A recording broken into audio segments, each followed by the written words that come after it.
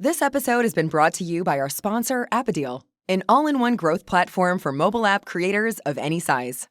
While you have probably heard about Appadeal as a mediation solution, it has already expanded into much more than that. Appadeal unlocks access to a new generation of advanced business intelligence tools, including LTV forecasting, user acquisition and creative automation, and of course, the mediation platform that can work out of the box or be managed manually. Being one of the very few independent platforms left in the market, Appadeal delivers unbiased solutions for mobile app creators to establish and scale their businesses rapidly. Sign up at appadeal.com. Hi, I am Sophie Vaux, and this is the Rise and Play podcast. In this new series, I am focusing on portraits of women who have an outstanding career in games. How did they get into games? How did they reach their high position and career? What have been their personal and career choices to get to their level, and why?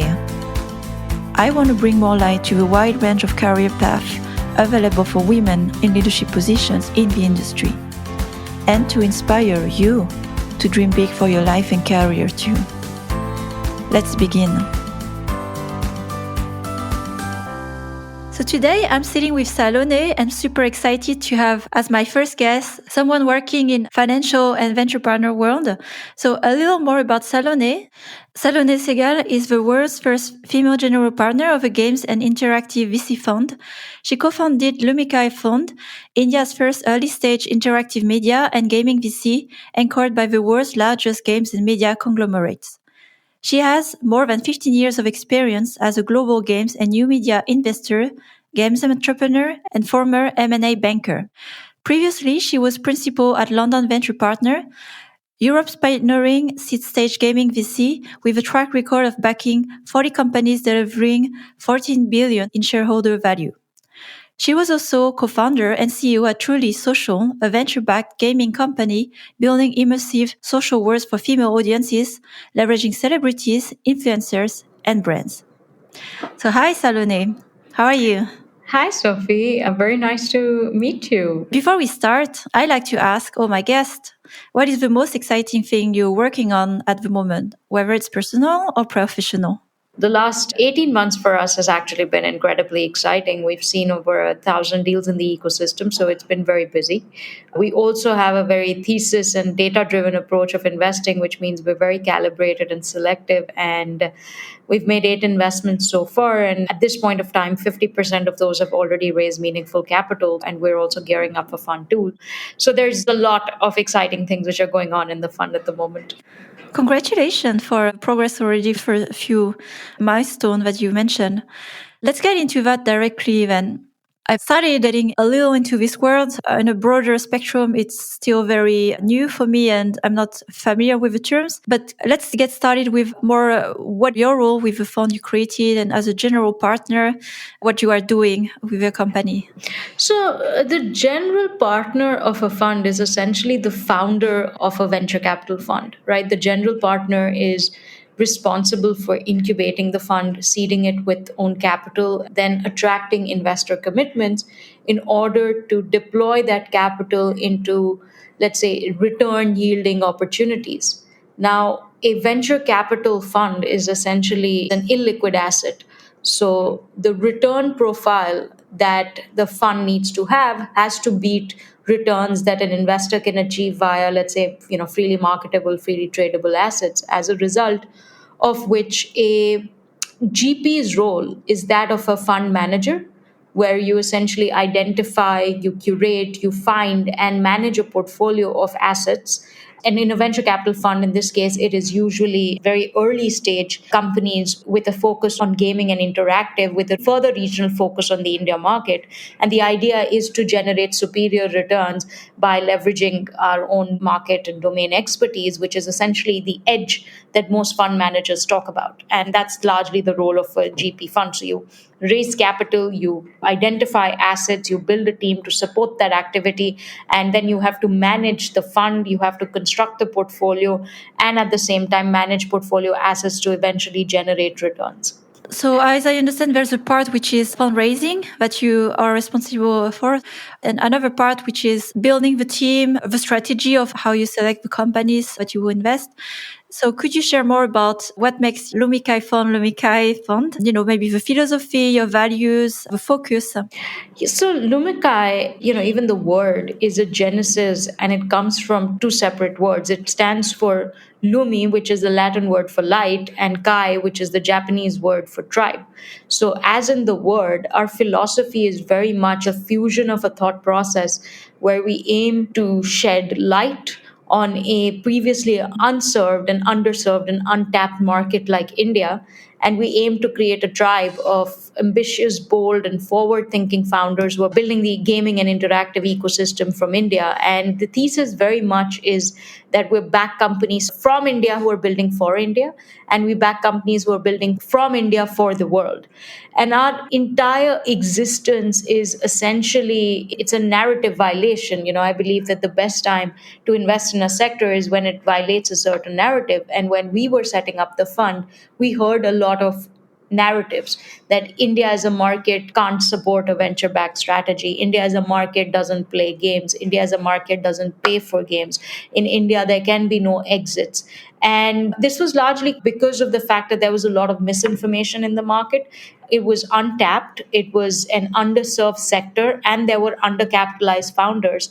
And all of this in itself, along with the inflection points in the market that we saw, made us believe that now is the time for us to really launch Lumikai in the market because we could shine a light on this new market. It was very attractive in terms of return and yield identification. And the third is that this was an underserved sector, which we felt that we could catalyze given my background and given my co-GP's background in terms of gaming and interactive and our strategic networks. To some extent, over the last 2 years, following that philosophy, we have made a dent in the market. We've identified certain companies which are now doing incredibly well. And we've seen the kind of growth that we had predicted, let's say about 18 or 24 months back, that has now come to pass. We've seen exits in the ecosystem. We have seen venture dollars flood into the ecosystem, which has given us a sense of validation that when we embarked on that path at that point of time, it was just an hypothesis. Now it's become reality. That's amazing. And back to founding days, what was the process? So you had a long experience, with big venture partner firms like LVP.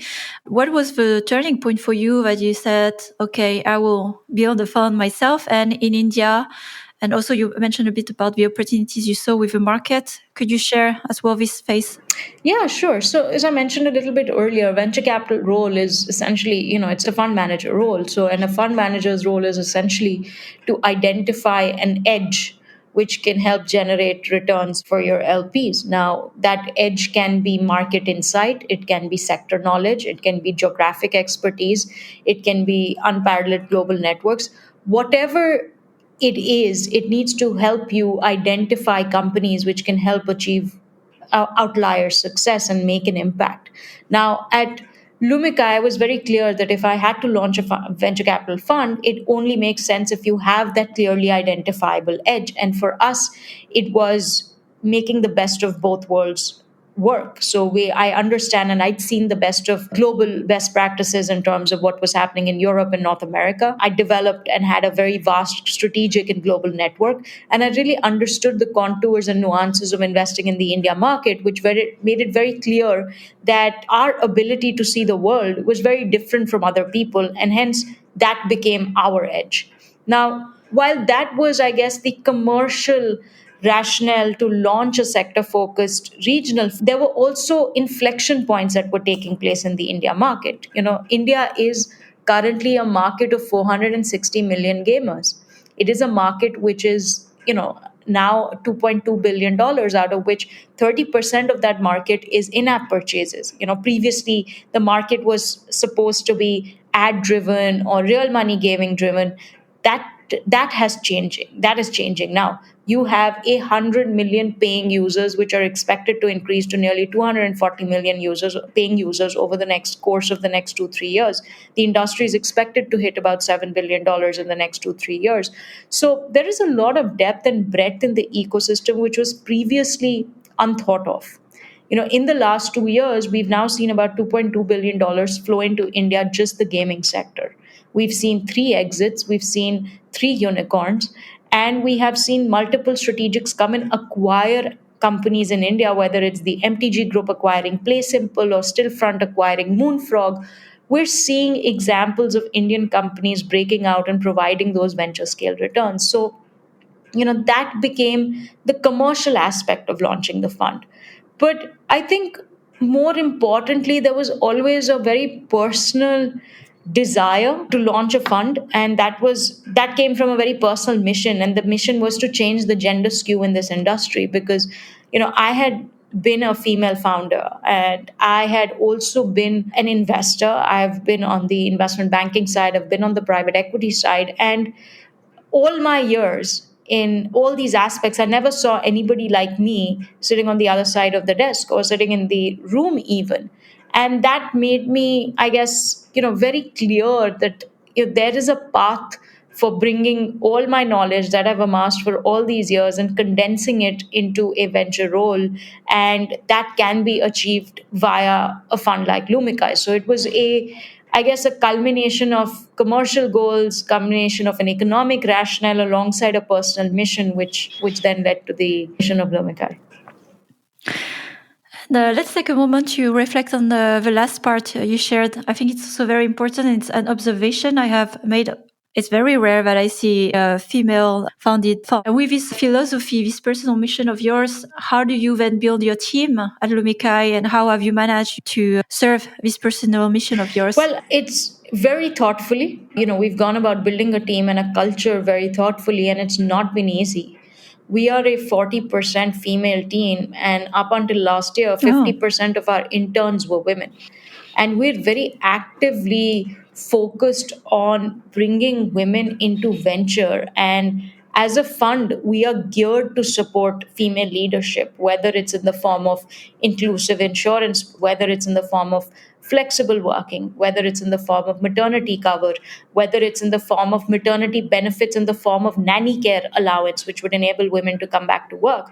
We've thought of all of this and crafted this in a way which encourages more women to be part of the team. Now, we've had our VP Finance who's come back from maternity leave, and she has family support, etc., but we're still covering maternity care. And at the same time, even at the portfolio level, we have crafted what we call as gender smart policies, where we often track attrition and number of women employed in our portfolio. And we regularly discuss the need to have more women in teams, right? So it becomes part of a conversation. It's not something that we're cracking a whip on, but it's something that's part of natural conversation, which comes up as part of discussing about culture or part of discussing about team motivation on inherently how to navigate teams, is also to see attrition of teams and seeing how many women companies have and how many women are leaving those companies, because that becomes often a barometer of the health of a business.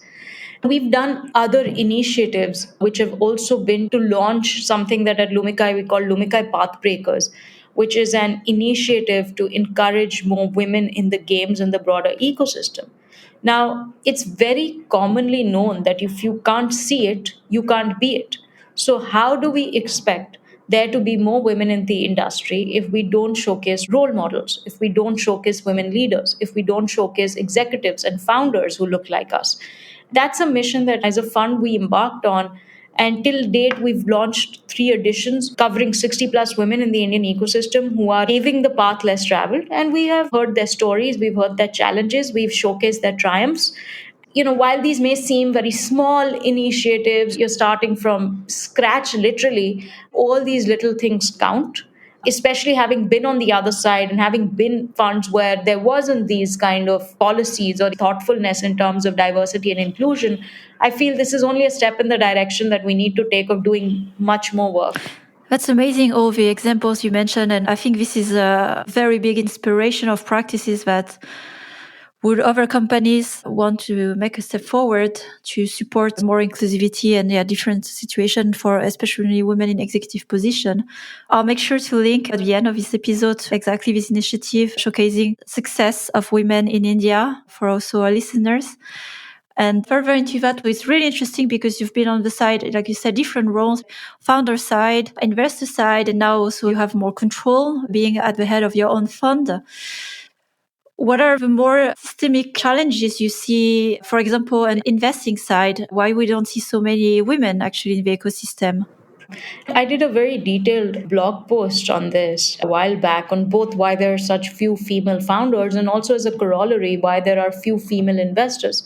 Too often, the path for moving into venture is largely determined by networks, right? And it is documented that women tend to have weaker networks than men, especially as you grow into your career, especially as you become a mid level executive. If you have family rearing responsibilities, typically you become the primary caregiver, as a result of which, while men are using those opportunities to go out and network and build friends, and they're almost at the peak of their careers, that's the period of time in which women are actually tapering off. They're either taking a step back because they've got more responsibilities towards their homes, or they're just unable to manage that balance. Either they don't have family support or they're the primary caregivers. They need to kind of take their foot off the accelerator in their careers, and hence they don't progress as much. Right now, this impacts them in their ability to start up and to build networks into finding and becoming founders, because often men in their mid 30s are founding businesses with their colleagues. But as a woman, if you have weaker networks, you don't have anybody to co found a business with. Also, if you're not out there networking, your ability to, let's say, be part of venture funds, which are very heavily network driven, also then become limited. Or if you decided to have a child or so, you've kind of eased back career responsibilities, and that kind of also caps your professional growth. And as a result of which, you don't see a lot of women in venture. Also, it's incredibly hard. When we were looking for maternity cover for a senior leader in the fund, it was impossible to find that because there is no concept of that, especially in a market like India, right? We had to literally create that role from scratch, and it was successful to some extent, unsuccessful to some extent in terms of the coverage that we got. And it was a heavy cost to the fund, but I can imagine that if you're not motivated to do something like that, it is a deterrent for having a lot of women in the fund. I think there are a number of systemic issues which prevent women from being part of senior leadership, because far too often you'll see a lot of women at the analyst associate roles, but somehow when it comes to the partnership level roles, those roles kind of taper off, or they're largely male. There is a study that, one woman is a token, two is a presence, and three is a voice. This is largely what is missing in the venture world. Now, until it becomes a priority, I don't think things will change. But that being said, just today I read that BlackRock has announced a $800 million impact fund that they're putting to work to focus on diversity and equity themes. Now, that's great impetus. Once that comes in, and once you see fund of funds or LPs starting to ask questions, okay, why aren't there more senior women in your team? Why aren't you doing more for gender diversity? Why aren't you doing more for inclusivity? I think then we will start seeing systemic change, because then there's pressure. And that pressure needs to rightfully be created from everywhere around the ecosystem, where founders ask for more female investors. And I'm currently on a deal where I am collaborating with three other women investors in funds. And the company that is raising capital and it's meaningful Series A is a business that has a 50% female audience, and it's a male founding team. But that's incredible. That very rarely happens in our world. That's amazing to hear. I've got, I would say, since a year into investment and also being part of a smaller fund called Wings, supporting also mobile developers with a priority on female founders or marginalized communities. And it makes it less intimidating to see more women. So I think here you mentioned the importance of role model, where I could be this person a few years from now or even today. And maybe the way we talk about it and explain it seems also more approachable. I think there's something to it, because the financial world, if you have not so much proficiency there, is very intimidating and maybe more natural for men to talk about. But I found myself really overwhelmed. Luckily, so it was not from a woman, but it was thanks to Joachim Akren, made it more approachable, accessible, like very inclusive. Mm-hmm. I could see, okay, this is a safe place to be. And I think it's really important as well to make it accessible, showing the path, like you also show how it's possible to create a fund based on your experience, but also you can really make a change as well in your position, where you decide what type of company and where are your priorities in terms of culture and support for employees. Absolutely. And I think that's such a great point on accessibility, right? And inclusivity. And this is my current contention with, let's say, the world of Web3, We talk about crypto and we talk about inclusivity and we talk about that being the future, but the barriers to entry are so high in terms of structural barriers to entry, literacy barriers, in terms of just technical jargon, technical capability. The beauty of mobile gaming and free to play gaming was that it transcended barriers, that in one swift stroke, it essentially upended the walled gardens of PCs and consoles and made gaming accessible, just experiences, interactive experiences accessible to just this wider swath of audiences who previously never identified as gamers. And now when I look at the world of Web3 and blockchain gaming, I see those walls coming up all over again in terms of the language that is being used, in terms of the technological barriers, in terms of the structural barriers that are now being erected, and in terms of very large corporates deciding to build oligopolies within this space. So I just do question, when we are talking about the future, is that really the future that we want to work towards? Because it isn't accessible, it isn't inclusive, at least in its current form. Yeah, I totally agree. And I have seen also a few women like debunking, deconstructing as well. For example, in the podcast, it's like we would naturally try to simplify it in a vocabulary that makes sense for us and so for the listeners, right? Because for me, it's very, very technical, as you say. And it was the same as well, like for investment, finance. So it helps to make it more accessible and understandable. And I have a follow-up question that is also quite a hard one, but I think it's important in our discussion when we talk about the challenges we have to see more women in executive roles and also in certain sector. Like I look at us as women of color, and we have been a minority in some groups. And I wanted to hear also your experience, if it added another layer of challenge, and if you would be open to also talk about your reality. Sure. Half my career was in India, and that's where I started my career. But the other half was in the global markets, where I spent a considerable amount of time in Europe, where I lived in London and I worked in Switzerland and Spain and Denmark. And I came from already a male dominated environment, which was investment banking and private equity. And when I came into gaming, I was very much the proverbial outsider. I'd grown up playing games, but I'd never seen anyone like me in a gaming world. And I always used to joke that if I wanted to see a brown female protagonist in a game, I'd probably have to build it myself. And then later on, I realized that I'd probably have to finance it myself as well, because most people didn't understand the premise of what I was building. And navigating the industry as an outsider was very challenging. There were enough racist and sexist encounters at multiple occasions, which made me question my own life choices. Capital raising as a woman, building for women, was also immensely difficult, as I often heard things like, oh, I didn't expect to see a woman here, or oh, a woman pushing a gaming business, so that's interesting.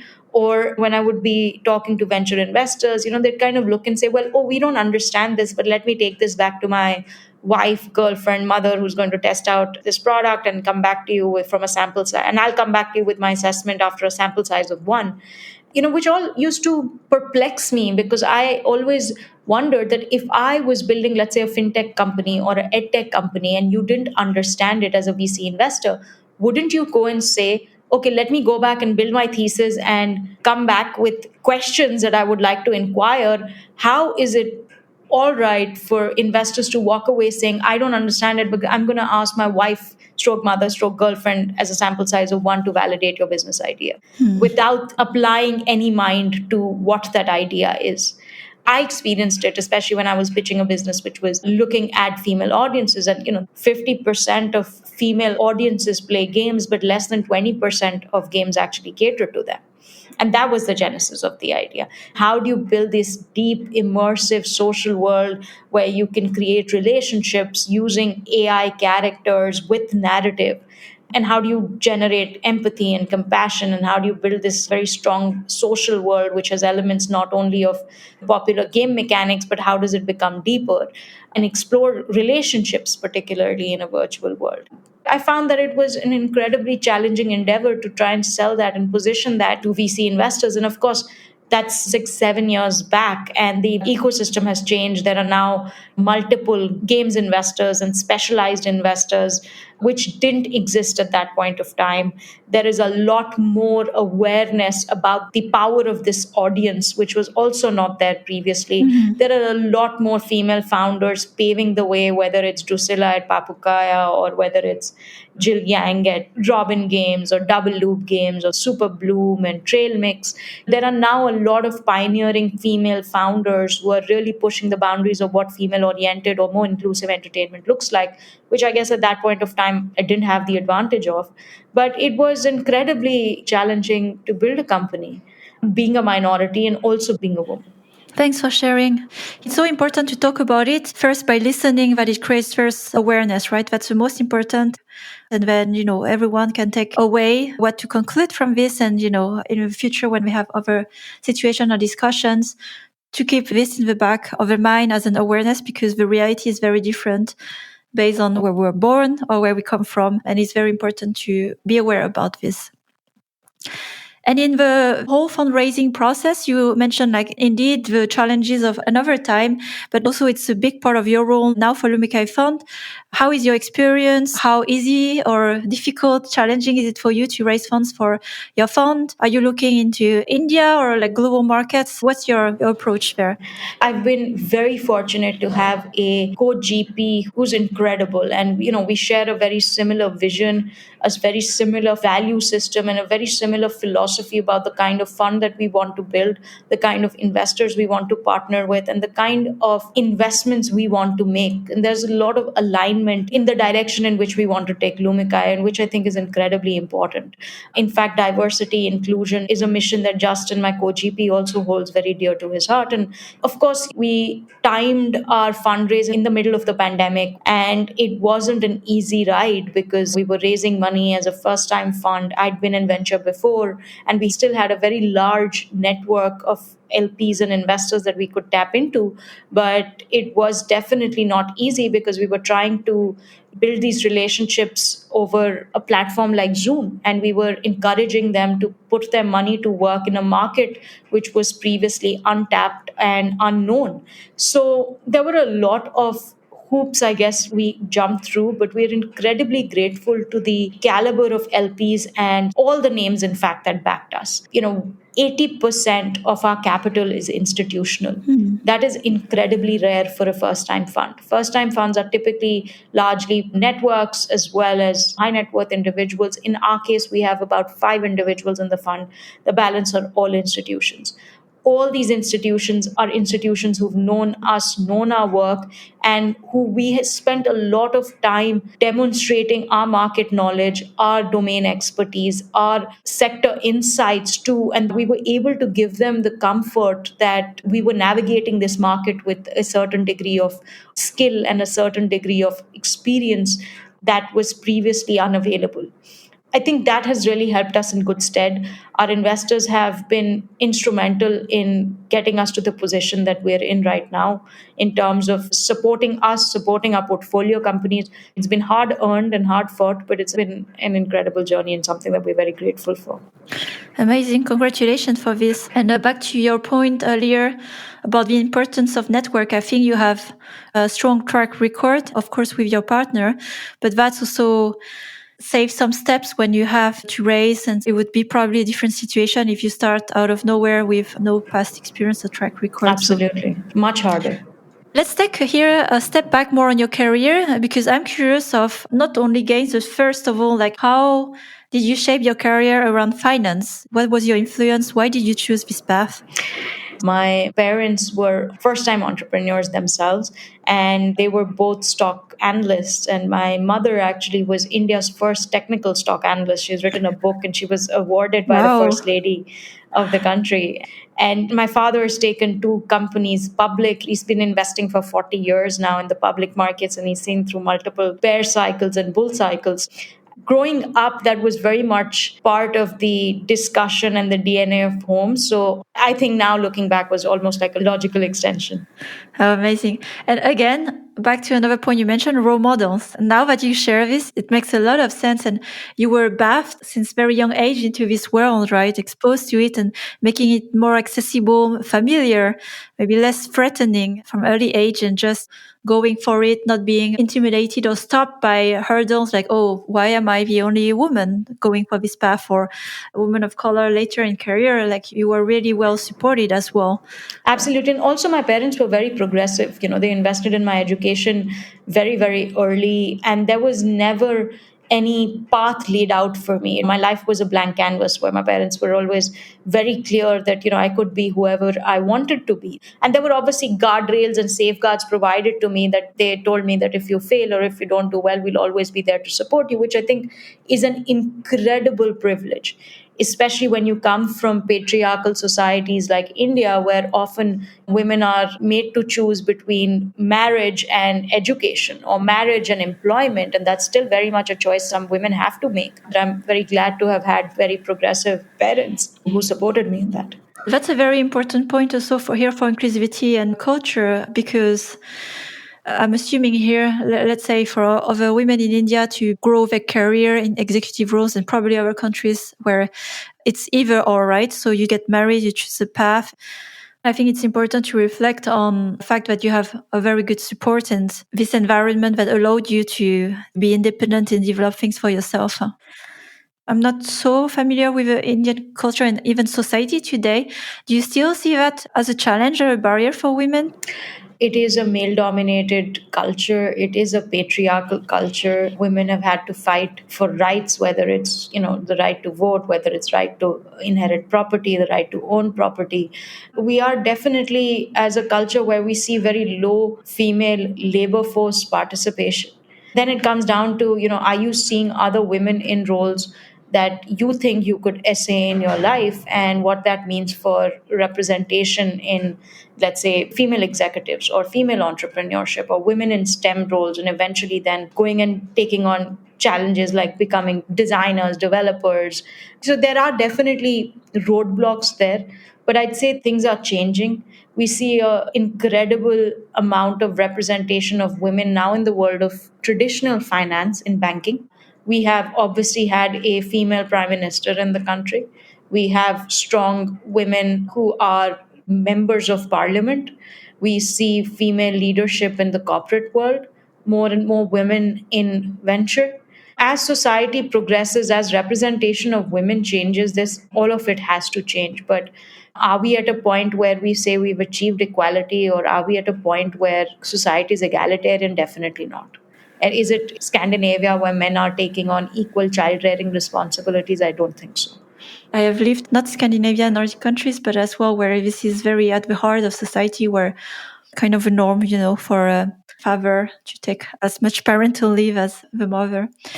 You founded your own social gaming company. So my question is, how did you get into games and what led you to also create a company? Yeah, so I was pulled into the opportunity. I had been in investment banking and private equity, and I'd left that world and I was soul searching.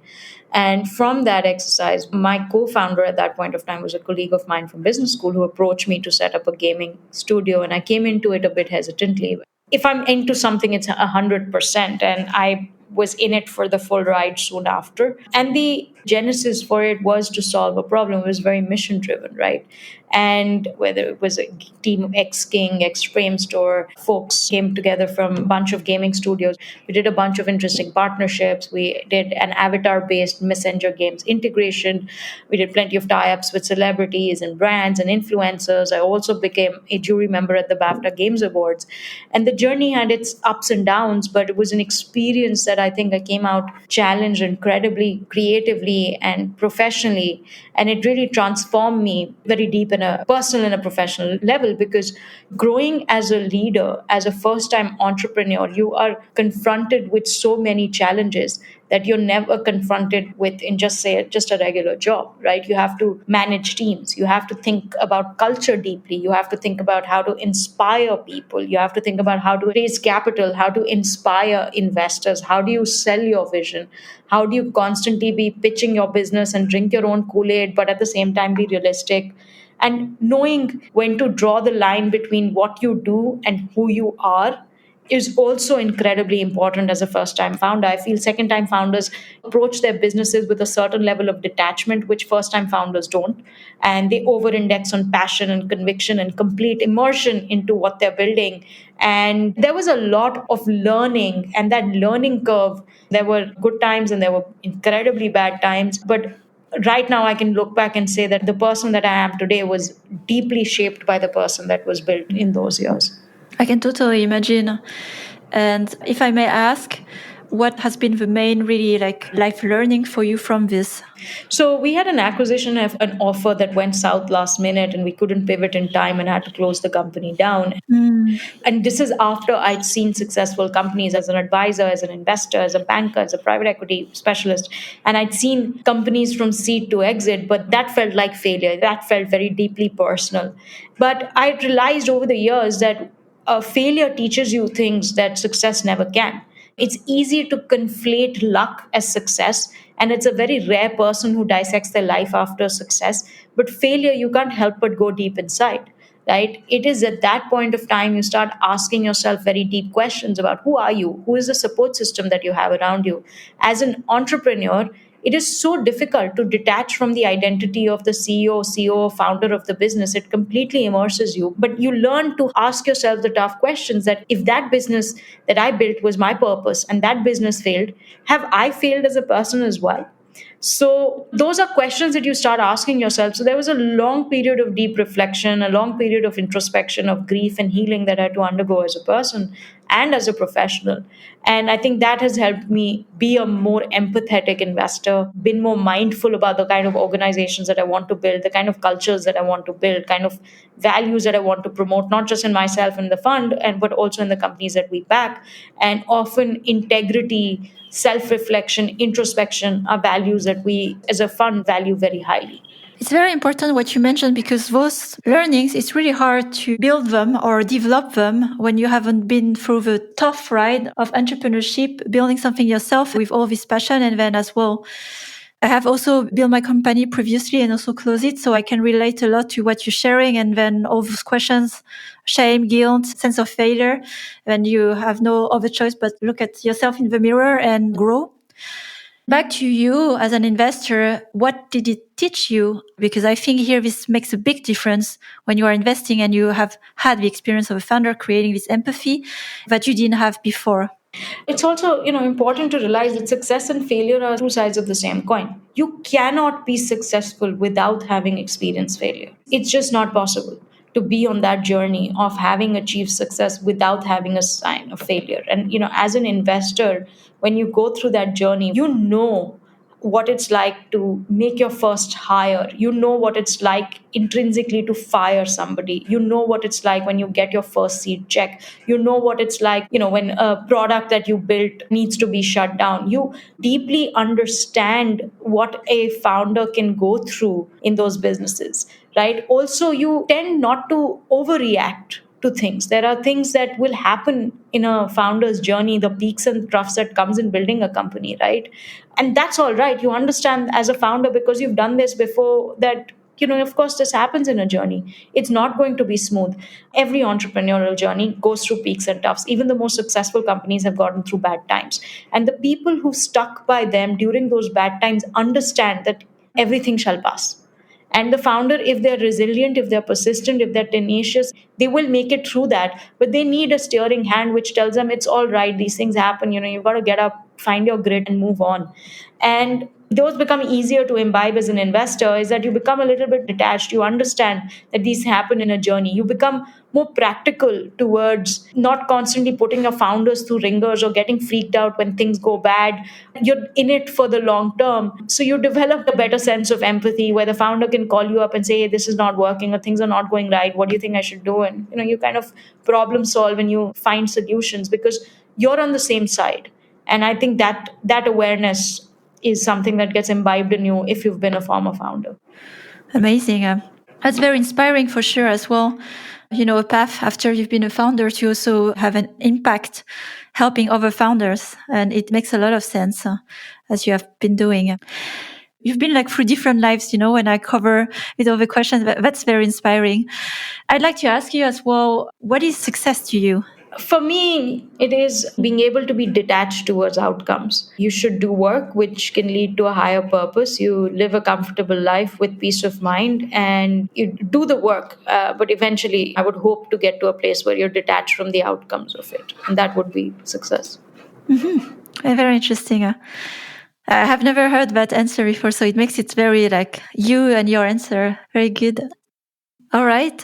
Well, thanks a lot, Salone. There was a lot of learning, a lot of wisdom, and all compacted in 1 hour of our discussion today. But I learned also a lot by listening to you and got inspired as well for maybe some initiative that I'll do in the future in the same direction and similar mission that you have. So thanks a lot for your time and your wisdom today. Well, thank you so much for having me. This was a lovely and authentic conversation. So I love being here. Thank you. Take care. Thanks for listening to this new episode of Raise and Play podcast. If you enjoyed the content and want to support what we're doing, rate and review the podcast, spread the word about it. If you'd like to contribute to the change too, reach out to me on LinkedIn for a collaboration. You'll find all the rest of the content on riseandplay.io, including my free masterclass on conscious leadership, how to hire a team with a vision, or how to lead and build a team for the long-term game. Until the next time.